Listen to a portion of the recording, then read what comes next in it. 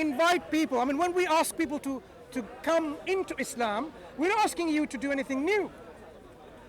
It is the same religion that God sent to the first man until the last of all the prophets. That you should worship none but God alone. Worship God alone. Worship the God of Abraham, God of Moses, God of Jacob, God of Solomon, God of Noah, God of Jesus, God of Muhammad. Peace be upon them all. Why is the reluctance? Is it because Prophet Muhammad ﷺ was an Arab? Do you think Jesus was European? Do you think Moses was Spanish? Do you think Noah was French? Of course not.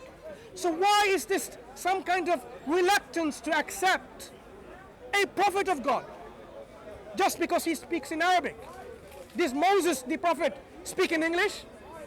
Did Jesus speak in Irish? Of course not.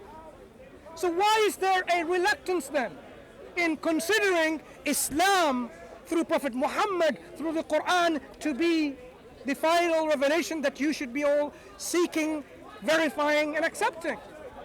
What's stopping you? What is stopping you? What is the difficulty? Why are you not a Muslim? I would ask. Are we asking you to somehow become like an alien? We're asking you to what? Be a slave to God, not to slave to be a man. Don't be a slave to a woman. Don't be slave to a nation or a flag or a pop star or an idol. Be a slave to your Creator who created you. What do I mean by a slave? An obedient individual. Be an obedient individual who has created you for a purpose.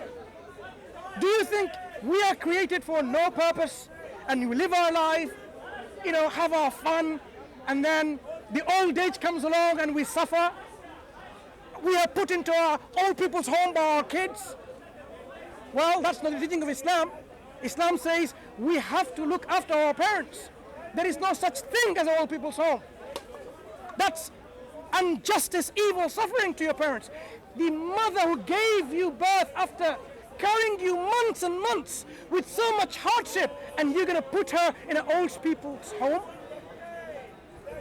What unjust creature are you? Islam says no. When they, one of them or both of them, when they reached old age, extend the arms, the wings of humility. Don't even say off. Don't even say off to your parents. Don't even say off. Look how Islam teaches us to be respectful and kind to our parents. Your parents deserve to be loved, respected, looked after. But who deserves more than that? Your Creator deserves all of your gratitude. Your parents fed you, cleaned you, put you into school, gave you education. But God created you. He sustains you. He guides you. He nourishes you.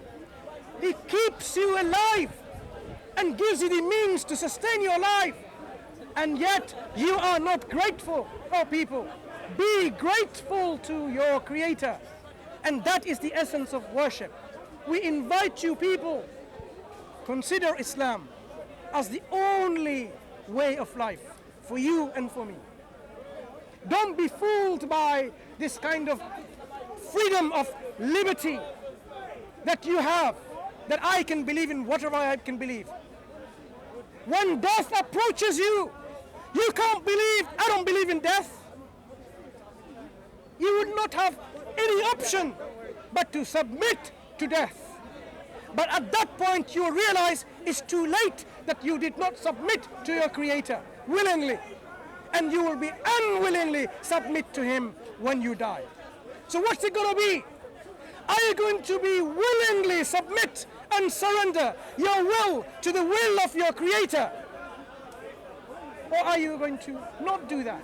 If you do willingly and humbly and sincerely submit your will to the will of your Creator, that makes you a Muslim, and your way of life will be Islam.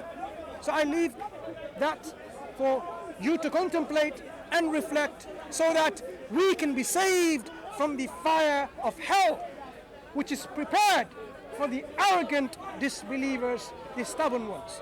أقول قولي هذا واستغفر الله. السلام على من اتبع الهدى.